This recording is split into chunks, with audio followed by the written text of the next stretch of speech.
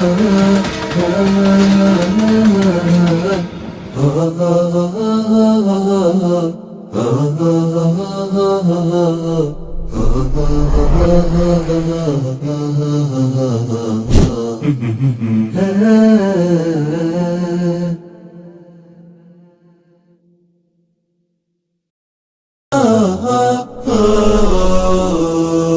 زلت في دفاتري قصيدة،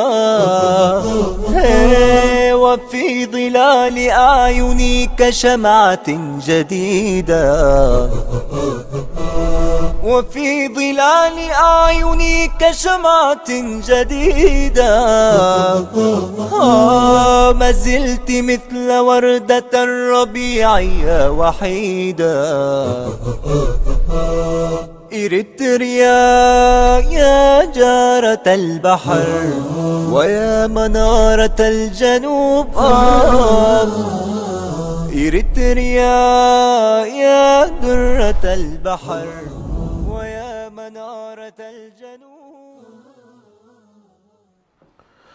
بسم الله الرحمن الرحيم. الحمد لله رب العالمين، والصلاة والسلام على نبينا محمد وعلى آله وصحبه أجمعين. أما بعد، مشاهدينا الأكارم، سلام الله عليكم ورحمته وبركاته. أهلا وسهلا ومرحبا بكم في برنامجكم قضايا إريتريا. ما زلنا نتحاور مع شيخنا وأستاذنا البروف جلال الدين محمد صالح حول سيرته العلمية والدعوية، ولأن الدعوة إلى الله تبارك وتعالى لا تنفصل عن الأمور التنظيمية والسياسية في الساحة، كنا نتحدث عن تاريخ إريتريا، ومررنا بتاريخ الرابطة الإسلامية، كذلك مررنا بتحرير حركة تحرير إريتريا، ثم أيضا مررنا بجبهة التحرير إريتريا وما حصل من انفصال إسياس أفورقي فيها أيضا، ووقفنا هنا، ذلك من أجل أن ندخل في الحركة الدعوية التي قام بها البروف جزاه الله خيرا.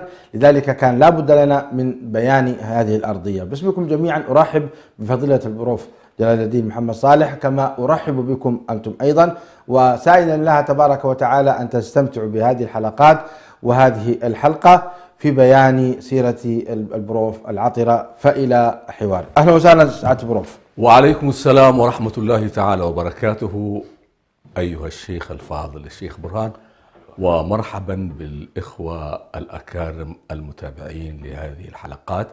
أسأل الله عز وجل أن يجعلها في سجل حسنات الجميع. نفعنا الله بعلمكم بروف جلال. وقفنا عند انفصال إسياس أفورقي من جبهة التحرير، وذكرتم الأسباب في ذلك. ليتكم تعطونا ملخص في دقيقة واحدة لنكمل بقية المسيرة. نعم، كما قلت لك في حديثنا الفائت أن الجبهة شهدت انقسامات عديدة، منها انقسام إسياس أفورقي، فإنه كان في القيادة العامة لجبهة تحرير إريتريا، ثم انشق وكون تنظيما سياسيا باسم سلفنا سنت تنظيم الحرية. وهذا التنظيم من خصائصه أنه من العناصر المسيحية، وتحديدا من العناصر المسيحية الناطقة بالتجرينية في المرتفعات، وهو يشعر بأن الجبهة تضطهد المسيحيين وتضايق عليهم، وكتب بيانه أو مانيفستو أو وثيقة تعرف في تاريخ الثورة الإريترية بنحن وأهدافنا، وبالتجرينية نحن نعلمنا. وفي هذه الوثيقة تحدث عن رؤيته وانتقاداته لجبهة تحرير إريتريا. ومن الأشياء التي ذكرها، وقد ترجمت هذه الوثيقة إلى العربية ونشرت مترجمة في التسعينيات في صحيفة صوت إريتريا. وصوت إريتريا كان يصدرها إريتري ظل مناضلا في داخل الثورة الإريترية ثم أقام في ألمانيا، يدعى عبد القادر حمدان. الآن في هذه اللحظة وقبلها ما زال عاد إلى نظام إسياس أفورقي وما زال يتعاون معه ويتعاضد معه، ولم يعلن رسميا انشقاقه عنه. وقد تحدث هذا الرجل عن الرابطة، ولو تتابعون أنتم في رابطة علماء إريتريا، وتحدث عنها بلغة شنيعة ومسيئة إليها. على كل، هو ترجم وثيقة نحن وأهدافنا في إريتريا ونشرها في صحيفته صوت إريتريا. وفي هذه الوثيقة إسياس أفورقي ينفي أن تكون اللغة العربية جزءا من المجتمع الإريتري،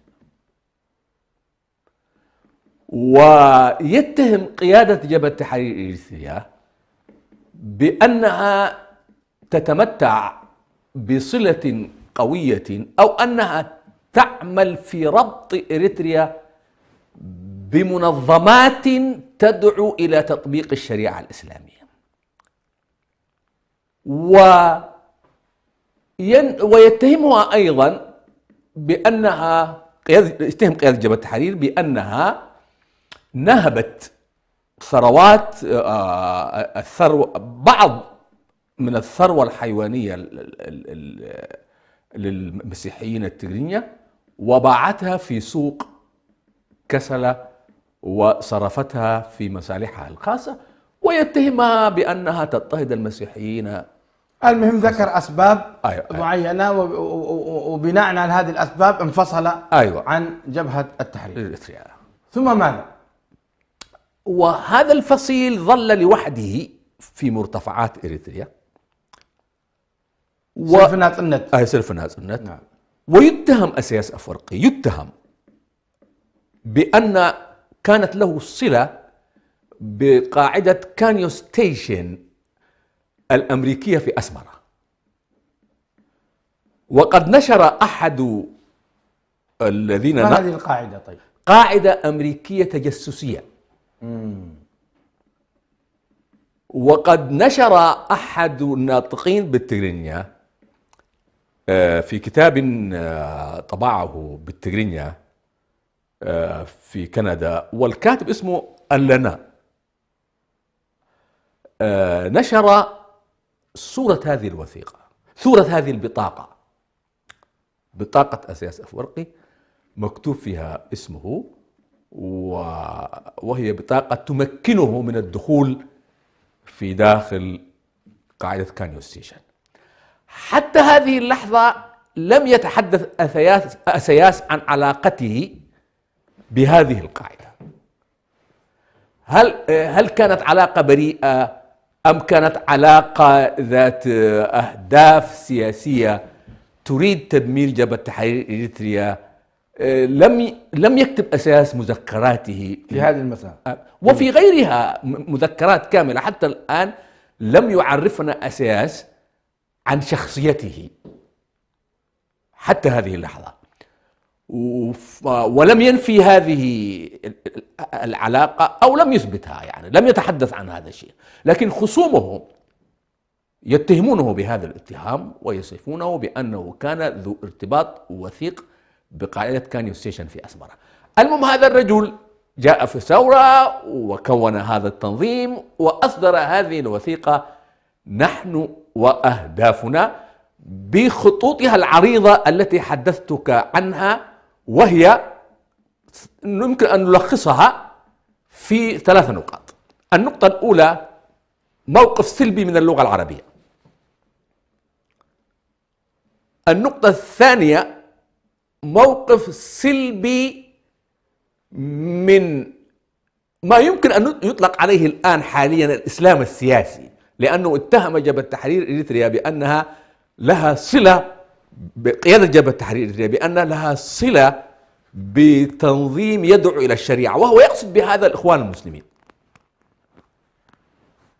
والنقطة الثالثة: أن قيادة جبهة تحرير إريتريا قيادة فاسدة غير وطنية ينبغي التخلص منها،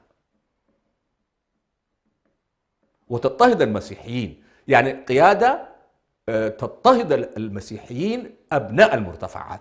جميل. هذا ثلاث ملخص فيما نقاط. حصل وفيما اتخذه إسياس من انفصال عن الجبهة. أيوة. هل استمرت جبهة التحرير بعد ذلك؟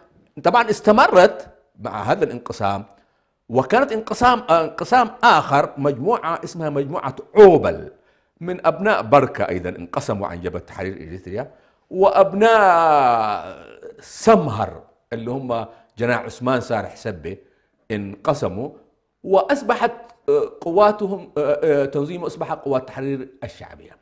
على كل هذه الأطراف الثلاثة، عوبل سلفنا طند وقوات تحرير الجبهة الشعبية، ولا قوات التحرير الشعبية، مش الجبهة الشعبية، قوات التحرير الشعبية. قوات التحرير الشعبية. ايوه. وسلفنا طند اللي هو تنظيم الحرية، وقوات عوبل هذه مجموعة أيضا من أبناء بركة. من يرأسها عوبل؟ لا تحضرني الاسم، لكن كانت مجموعات من أبناء بركة. المهم هذه المجموعة كلها انفصلت عن جبهة التحرير الإريتريا مع الأسف. والانفصال كان يحصل على أساس أحيانا قبلي، وأحيانا جهوي، وأحيانا عقائدي ديني أو قومي، كانفصال أساس قومي هو، وأنه تحدث بلغة المسيحيين والمسلمين. قومي أو ديني يا شيخنا، يعني سياسي انفصل عن جبهة التحرير.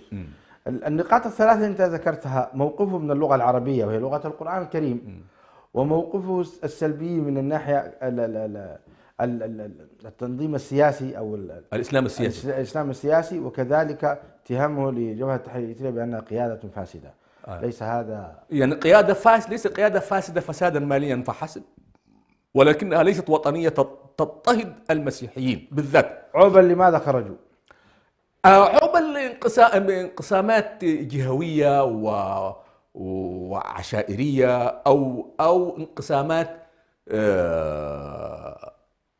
في تنافس قيادي. عثمان صالح سبة رحمه الله لماذا انفصل؟ نفس عثمان صالح سبة أيضا خلافات يتهم فيها جبهة تحرير إريتريا بالجهوية الانطوائية الجهوية. طيب كيف استقر بعد ذلك النظام إلى نظام إسياس؟ نعم. الآن هل هناك تنظيمات يعني فعلا خرجت غير هذه انفصلت عن جبهة التحرير؟ هل هناك تنظيمات أخرى؟ هذه هذه أبرزها؟ أبرز التنظيمات هذه. جميل. حصل بينها قتال؟ الآن جبهة التحرير الإريتريا عقدت مؤتمر أدوبحة، ودعت إلى وحدة وطنية، وحدة هذه الفصائل كلها تتحد، لأن الجبهة كانت اتبعت سياسة تقسيم المناطق في إدارة المعركة القتالية، وأرادت أن تجعل منها أن تنهي هذا التقسيم جبهة التحرير. أيوة، وتوحد الجيش كله. جميل. وهنا حصل الخلاف، ثم الأمر تطور بعد ذلك، وحدث صدور قرار بتصفية قوات التحرير الشعبية اللي حق عثمان صالح سبة. نعم.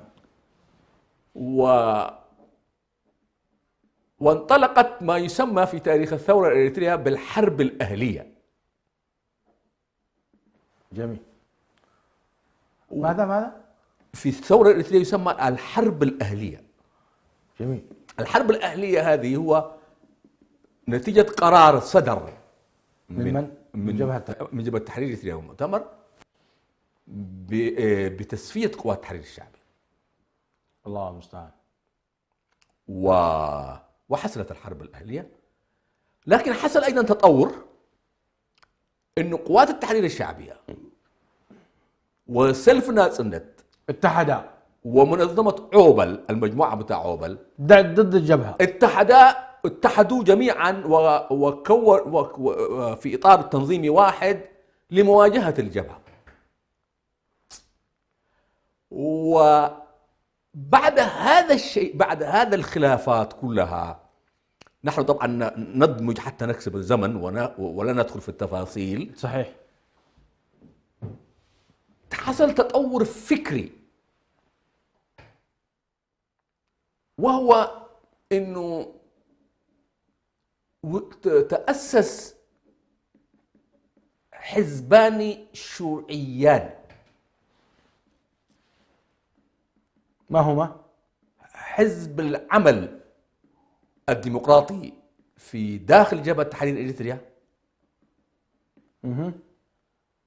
وحزب الشعب الثوري في قوات التحرير الشعبية. يعني هذه مع الجبهة وهذا مع عثمان صالح سلمي. أيوة. وكلاهما حزبان ماركسيان شيوعيان يساريان، وتكوناهما أصلا قبل إعلان قرار الحرب الأهلية. جميل. وهذان الحزبان هما اللذان كانا يقودان الحرب الأهلية بين الفصائل.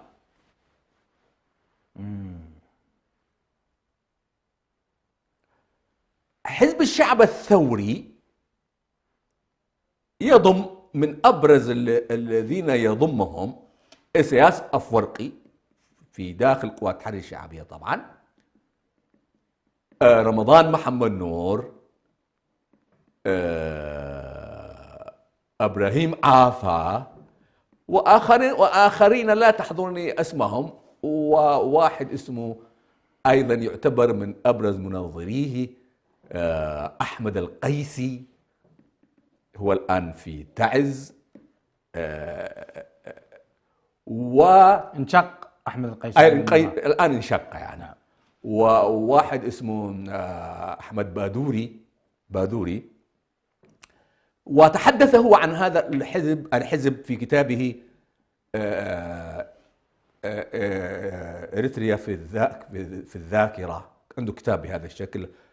طيب حزب العمل الديمقراطي. حزب العمل الديمقراطي كان من أبرز عناصره عبد الله إدريس محمد، إبراهيم توتيل، إبراهيم محمد علي. هذه من أبرز القيادات الأمامية في الصف الأمامي، ملاكي تخلي، مجموعات كلها حزبان يساريان ماركسيان مؤثران في الحرب الأهلية. مؤثران في الحرب الأهلية، وكل منهما تفرد بقيادة الفصيل الذي ينتمي إليه، احتكر قيادة الفصيل. طيب جميل. أنت قلت لنا أن عوبل أيضا وقوات التحرير الشعبية أيوة. وتنظيم الحرية الذي رأسه إسياس اتحدوا ضد جبهة التحرير. أيوة. المهم واجهوا جبهة التحرير. أي نعم. لكن ما أثر علاقة الحزبين، حزب العمل الديمقراطي وحزب الشعب الثوري، في هذه الحرب الأهلية؟ هم اللي كانوا يديرون الحرب. طيب بينهم اتفاقات يعني في توجه، هؤلاء شيوعيون ماركسيون وهؤلاء شيوعيون ماركسيون، لما الخلاف؟ حتى مع هذا الاتهام، مع هذا التوجه الفكري، إلا أن كل منهما يتهم الآخر بأنه ليس مخلصا في انتمائه إلى الماركسية، إلى الشيوعية. سبحان الله. وقد حاولت اليمن الجنوبي، وقتها اليمن الجنوبي كانوا شيوعيون، أن يوحدوا بين الحزبين، ولكن المحاولة فشلت. لماذا لم يتحدا؟ حزب الشعب الثوري في قوات التحرير الشعبية يتهم حزب العمل الديمقراطي بأنه في داخله لم يكن في ذاته موحدا، وأسياس أفورقي يتهم حزب العمل بأنه حزب انتهازي.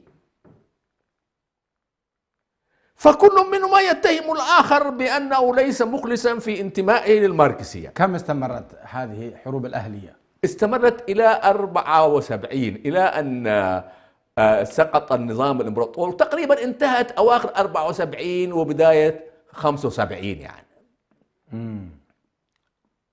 انتهت شكليا، يعني أخذت هدنة، بعدين ستؤدي إلى نهاية جبهة تحرير إريتريا عام 1981. لأن كل منهما بالرغم من توقف الحرب إلا أنه كان يتربص بالآخر سوءا. جميل. انتهت جبهة التحرير 1981. جبهة عثمان سهل حسابين، الجبهة الشعبية في السبعينيات.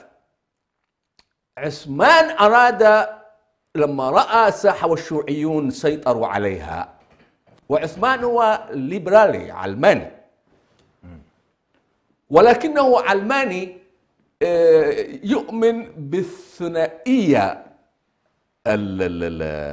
المسلمين والمسيحيين، ويؤمن بالانتماء الحضاري الإسلام، ويؤمن باللغة العربية بأنها لغة من لغات المجتمع الإريتري، أو أن يقول اللغتان الرسميتان في إريتريا اللغة العربية والتينية.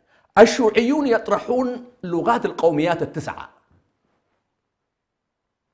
ولا يهتمون باللغة العربية، لا تعني بالنسبة لهم شيء، وهم يؤمنون بالنظرية الماركسية التي أفلست، وبموجبها حاربوا المعتقدات الإسلامية والمعتقدات المسيحية، ولكن الذي تضرر أكثر منهم هم المسلمون. وأنا عندي كتاب الشيوعيون في الثورة الإريترية، آمل أن يوفقني الله في نشره، وقد طرحته في وسط كان منتميا إلى هذين الحزبين، وطلبت منهم أن يدافع عما أقوله أنا، والكتاب موثق يعني، ودافعوا هم، ولكنني أنا حملتهم المسؤولية بأن ما نكب به المسلمون في إريتريا هو من صنعهم هم. الشيوعيون كانوا يأتون ويهجمون في الأسر، جيوشهم كانت تأتي وكانت تأخذ الأطفال ذكورا ونساء وفي بليقات وتحبسهم عن معتقداتهم الدينية. لعلنا نتحدث في حلقة مستقلة نعم عن الشيوعيين وعن كتابكم الجميل الشيوعيون في الثورة الإريترية. نكمل. عثمان سهل حسابي قلت أنه ليبرالي علماني، وكان يعني تقريبا يعتبر أنه يؤمن بالجانبين الإسلامي والعلماني. أيوة. وكان يعني هو علماني في ذاته، نعم، ولكنه كانت له صلة بالحركة الإسلامية، ووظف الحركة الإسلامية في خدمة الثورة الإريترية. سنقف هنا ونعم. مشاهدينا الأكارم، فاصل ثم نعود إليكم، ابقوا معنا. الجنوب إريتريا يا درة البحر ويا منارة الجنوب.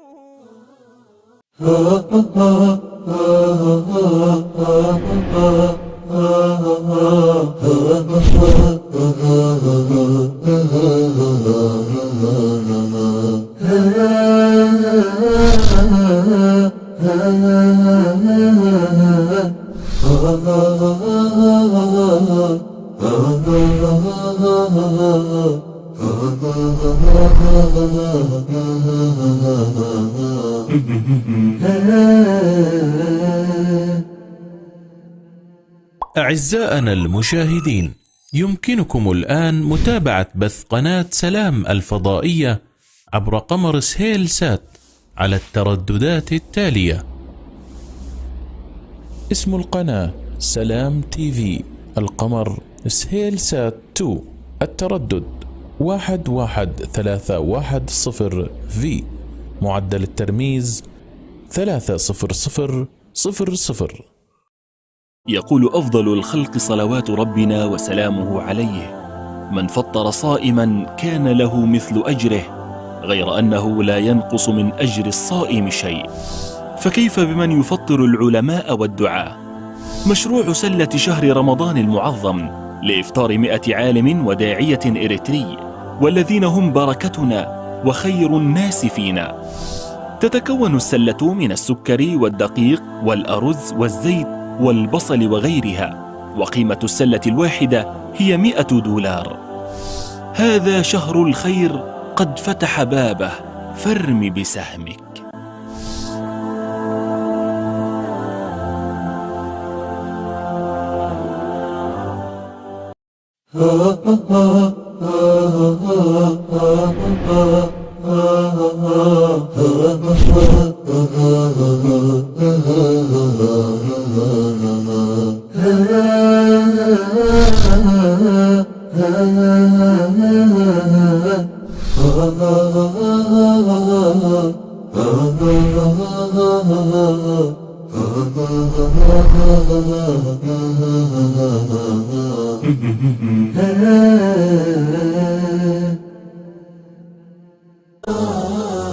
إريتريا يا درة البحر ويا منارة الجنوب.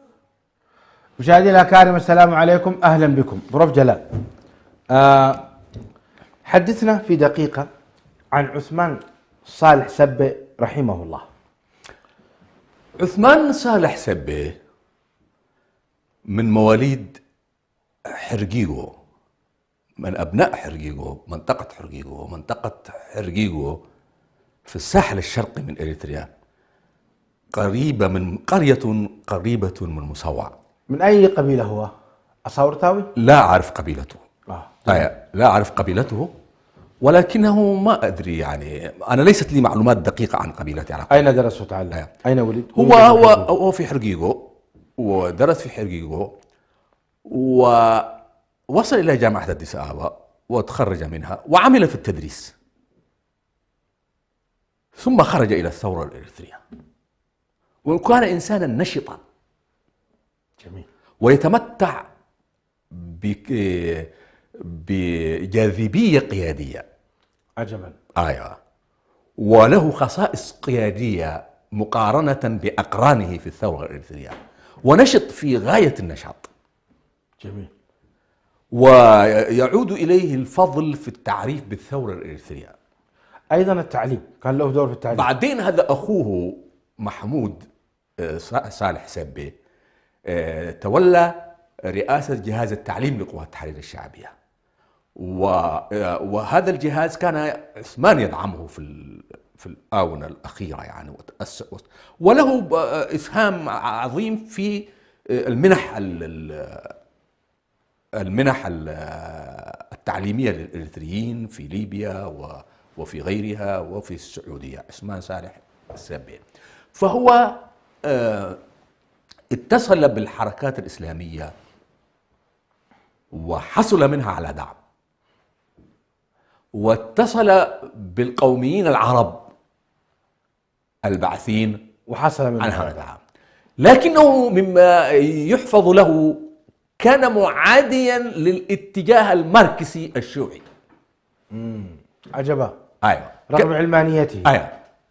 كان معاديا لها، وهو ختمي الطريقة. يعني ينحدر من أسرة ذات انتماء الختمية، لأن الختمية هم اللي كانوا في المنطقة، يعني في إريتريا بشكل عام. وهل كان يصلي ويحج ويعتمر؟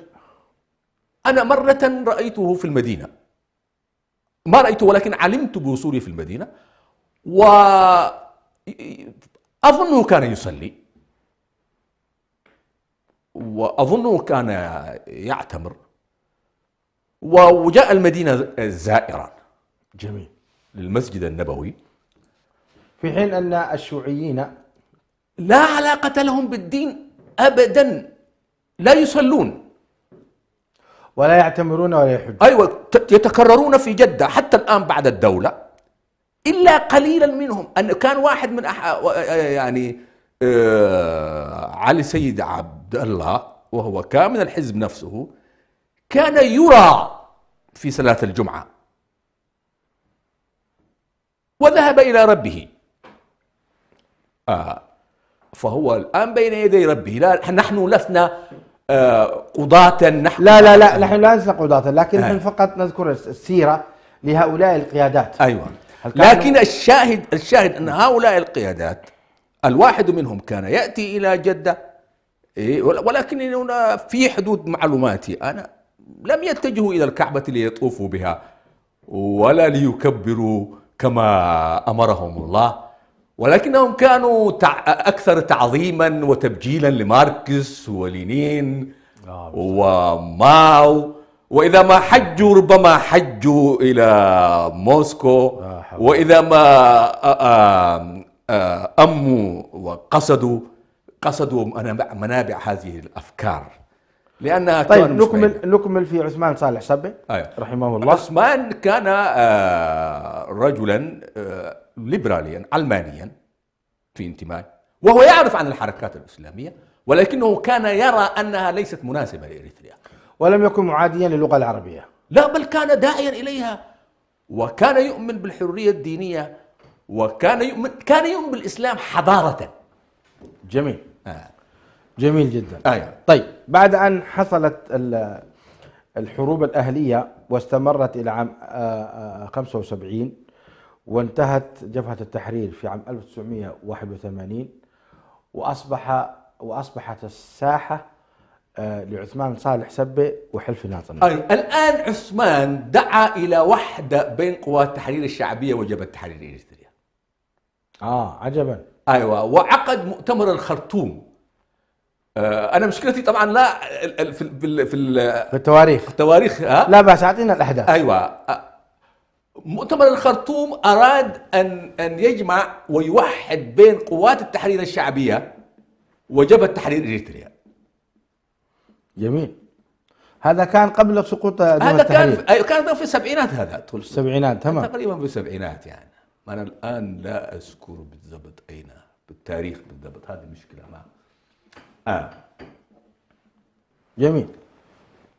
ولكن هذه المبادرة أخفقت،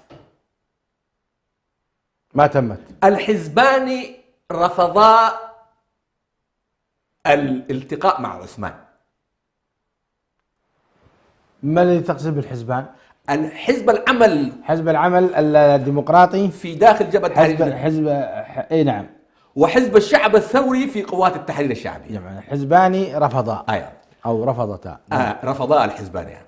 نعم. أما حزب الشعب الثوري في داخل قوات التحرير الشعبية فأنكرا أن يكون عثمان ممثلا لهما، وسموها البعثة الخارجية، وأعلنا انشقاق. حزب الشعب أعلن انشقاقه عن عثمان ونفيه لعثمان. وكانت تسمى وقتها البعثة الخارجية لقوات التحرير الشعبية. والبعثة الخارجية لقوات التحرير الشعبية من أبرز رجالاتها عثمان صالح سبة ومحمد سعيد ناود. وأخرجوا عثمان صالح سبة من هذا الحزب. وقالوا لا يمثلنا ولا يتحدث باسمنا أبدا. إنا لله وإنا إليه راجعون. وراحوا عملوا مؤتمر وغيروا اسم قوات التحرير الشعبية إلى اسم الجبهة الشعبية لتحرير إريتريا. وهذه كان بقيادة إسياس. الوقت هذا إسياس ما كان برز، الوقت هذا كان القيادات اللي كانت أبرز رمضان محمد نور والمجموعات اللي هم تلامذة عثمان، هو درسهم في حرقيقو، قلبوا عليه وأخرجوه.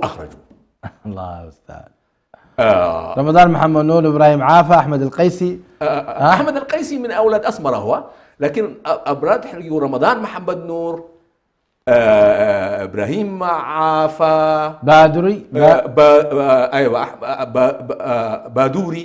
بادوري. نعم. هذه المجموعات التي هي تعد من تلامذة عثمان صالح سبة. أخرجوا عثمان صالح. علي سيد طبعا أخرجوا عثمان صالح سبة من هذا الموضوع. أيوة. الأمين محمد سعيد. هذه المجموعات اللي كانت من تلامذته وأنكروه ونفوه،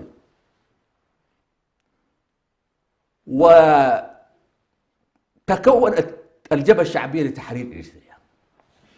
وأصبح حزب الشعب الثوري الإريتري يقود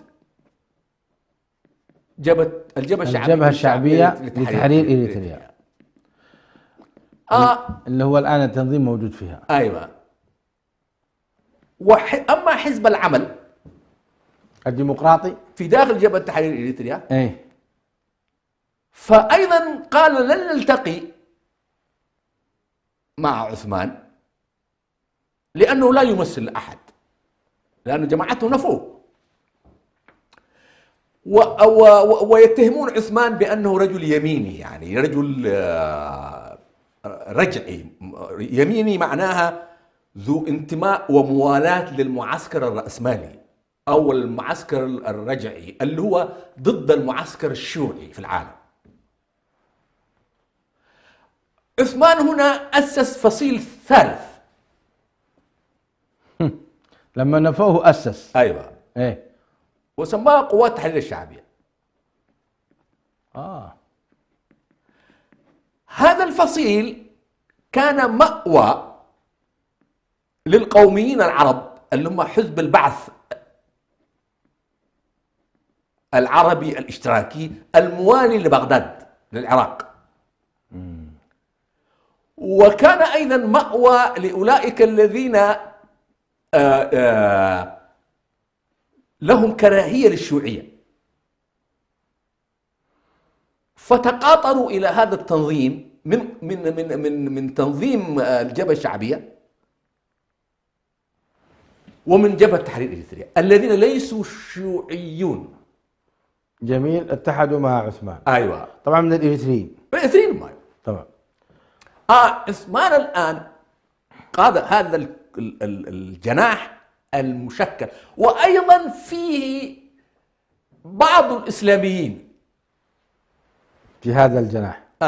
في هذا الجناح يعني. نعم.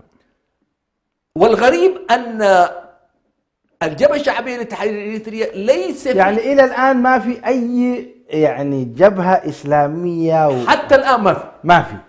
كلهم شيوعيون ليبراليون ديمقراطيون. ولكن الإسلاميون كأفراد موجودين هنا وهناك متناثرين، وهم يرون وغالبيتهم مع عثمان، وهم يرون جزء منهم في داخل الجبهة، ولكنهم يرون يعني هكذا في وسط هذه المعمعة الفكرية أي الطرفين أقرب إليهم، يعني الذي يأوون إليه هكذا. الله المستعان. كانوا يرون عثمان هو ممكن الذي يتحالف معه، وحدثت محاولة لإنقاذ جبهة تحرير إريتريا من الشيوعيين. قادها أحد الإسلاميين اسمه سعيد حسين بالتحالف مع عثمان صالح سبة، ودخلت وحاولت الانقلاب من خلال قوة أدخلتها بإقليم دانكاليا، لكن أمرها قد كشف من الحزب وقضي عليها. واستشهد سعيد حسين رحمة الله عليه في ذلك، وهو من قدماء الإسلاميين والذين جاهدوا في فلسطين في الأربعينيات، وكان ينتمي إلى الإخوان أظن. هو من عندما انخرط في الجهاد ضد يعني سعيد حسين انضم إلى وسعيد حسين قام مع عثمان صالح سبة. أيوة، وسعيد حسين قام بعملية فدائية في داخل أسمرة، وقبض عليه من النظام الإمبراطوري وحكم عليه بالسجن المؤبد، وكان في السجن إلا أن في السبعينيات لما دخلت قوات جبهة تحرير إريتريا وفكت عن المسجونين فأفرج عنه من السجن وجاء في الميدان، ووجد أن الميدان قد تغير وأن الشيوعيين سيطروا على كل شيء. طيب حتى لا نتشتت تاريخ كبير. نحن ناخذ بالاختصار دكتور. الآن عثمان صالح سبة بعد ما نفوه زملائه من الديمقراطية من حزب قوات التحرير الشعبية وتحولت إلى الجبهة الشعبية لتحرير إريتريا، والشيوعيين نفوا عثمان صالح سبة. وهو كون حزبا جديدا. أيوة، كون تنظيما جديدا سماه قوات التحرير الشعبية.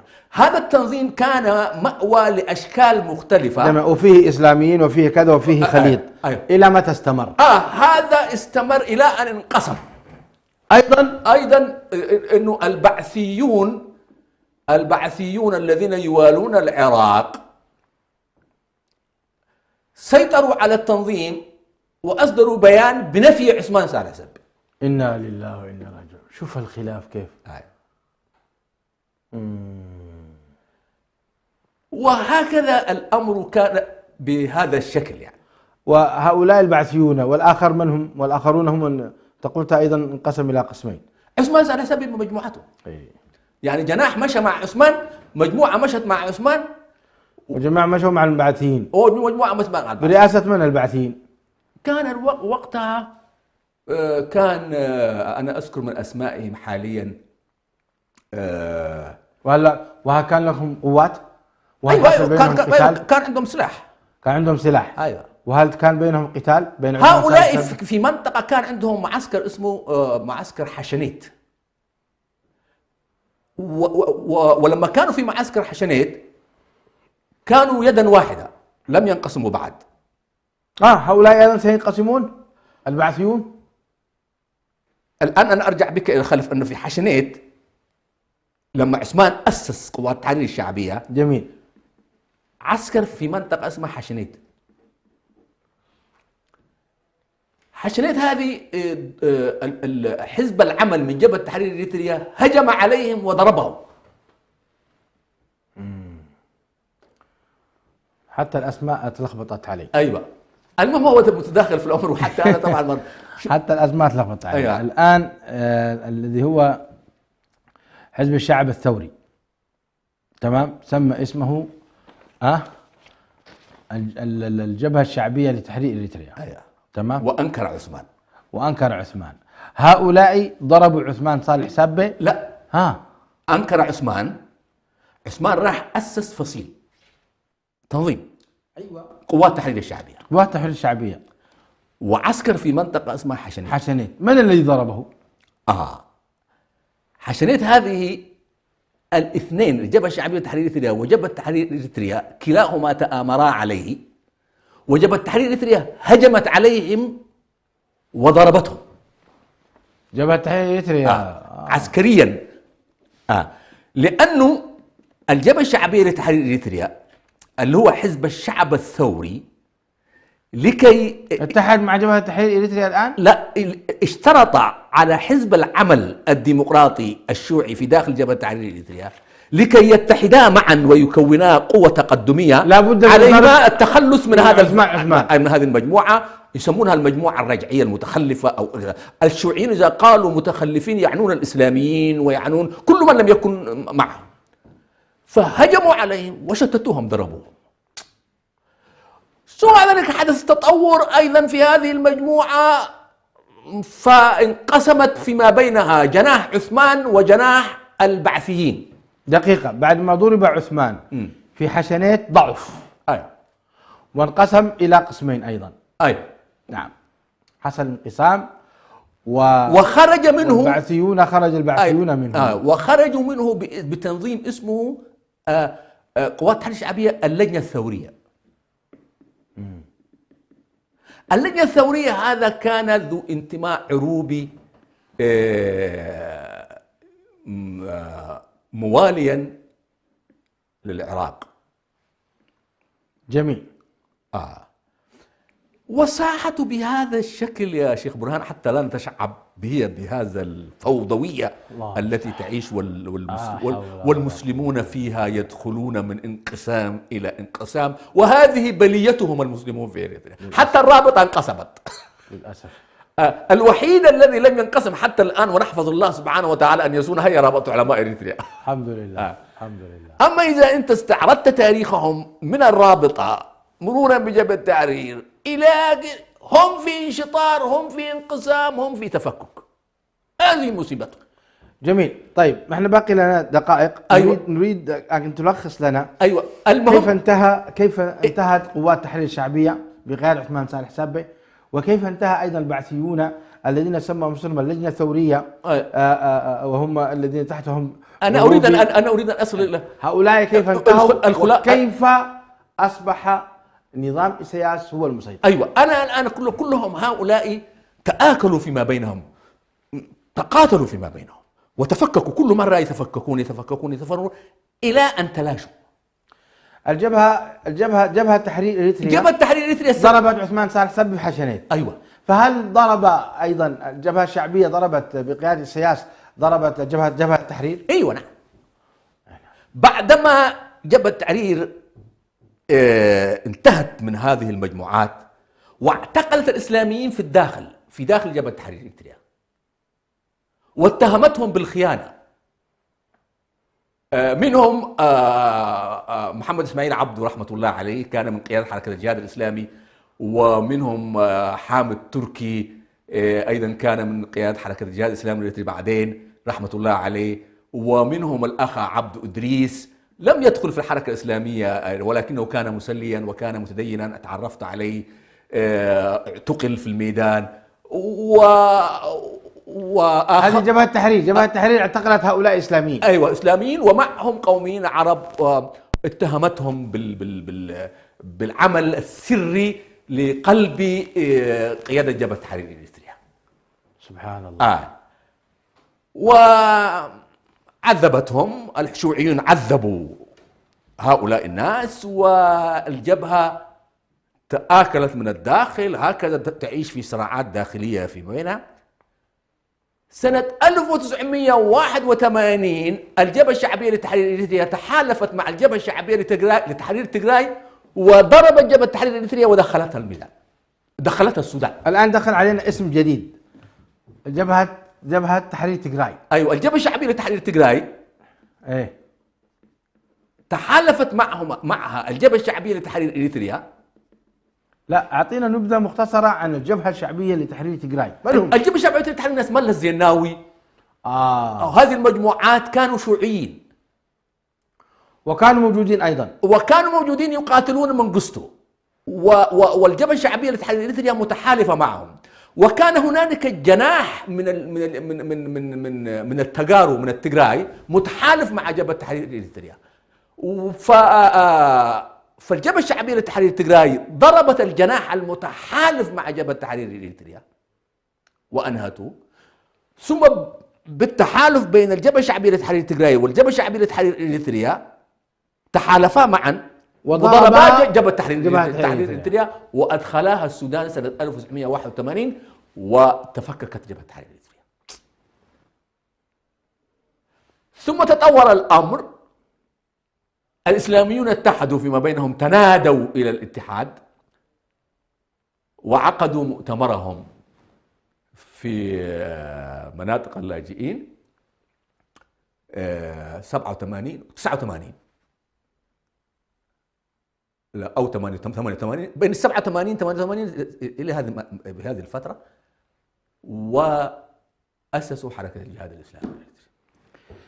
مشاهدينا الأكارم، الله المستعان، استمعتم إلى هذا التاريخ الموجز عن النظام الغير مرتب يعني الآن، يعني تواريخ احنا لعلنا نعيده مرة ثانية بشكل الله المستعان.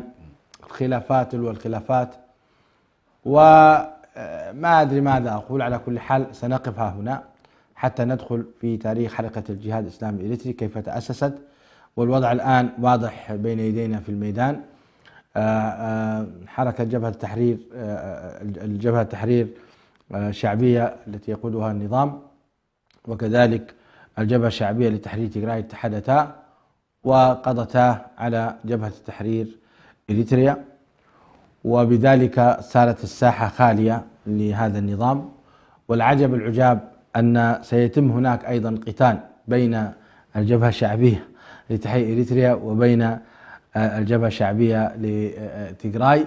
سيحدثنا شيخنا عن هذا الخلاف أيضا، لماذا بعد أن اتحدوا وكان لهم قوة كيف اختلفوا، وكل هذا على كل حال تاريخ يجب أن يسجل وأن يدرسه أبناء المسلمين، وأن يعرفوا أن الخلاف شر، وأن الخلاف يأتي بالضعف والهوان وبذهاب الريح. مشاهدي الأكارم، سنقف هنا. تقدم بالشكر الجزيل لفضيلة الشيخ الدكتور الأستاذ الدكتور جلال الدين محمد صالح، والشكر موصول لكم مشاهدينا الأكارم على هذه المتابعة، ونسأل الله تبارك وتعالى أن يصلح أحوالنا وأن يفقهنا في ديننا وأن يرزقنا يعني فقه كتابه والسير عليه إن شاء الله. هذا أخوكم برهان يحييكم، وإلى لقاء آخر قريب إن شاء الله، والسلام عليكم ورحمة الله وبركاته. وعليكم السلام. إريتريا يا جارة البحر ويا منارة الجنوب، إريتريا يا درة البحر ويا منارة الجنوب.